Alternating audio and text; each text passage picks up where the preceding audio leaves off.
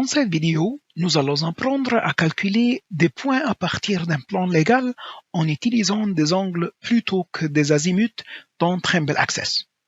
Je vais à nouveau accéder au bouton de menu à 3 barres, ici. Puis, on va sélectionner Cogo. Et du Cogo, on va sélectionner Calculer deux points. Et on va choisir Angle et distance tournée. Ici, le nom de point, ça sera numéro 3. Et comme vous le voyez, la méthode, c'est l'angle et distance tournée. Le point de début sera le point numéro 2 et le point de fin sera le numéro 1. Donc, on va commencer par le point qui est ici au coin gauche en bas, comme vous pouvez le voir, et l'angle, ça sera 270 degrés. Cependant, si l'on ne vous donnait que des angles intérieurs, vous seriez en mesure de dire 360 moins le 90 degrés au milieu et vous obtiendrez alors une autre fois le 270 degrés. On va entrer ici le 270 degrés. Le distance horizontale, c'est 80 mètres et il n'y a pas de distance verticale.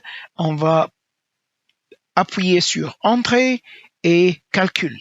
Comme vous le voyez ici, le point numéro 3 a été créé. On va appuyer sur Stocker. On va le faire une autre fois pour faire le point numéro 4 qui est ici. On va faire la même méthode, c'est l'angle et distance tournée pour calculer le point 4.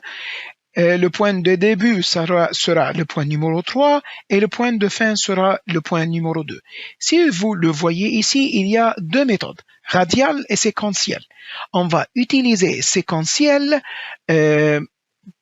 parce que on va faire à mesurer que nous progresserons dans le plan. Mais on va utiliser le modèle radial plus tard lorsque nous serons aux arcs. Ici aussi, l'angle tourné, c'est 270 degrés et la distance horizontale, c'est 50 mètres. Entrée, calcul. Donc, on va voir ici le point numéro 4 et appuyer sur Stocker.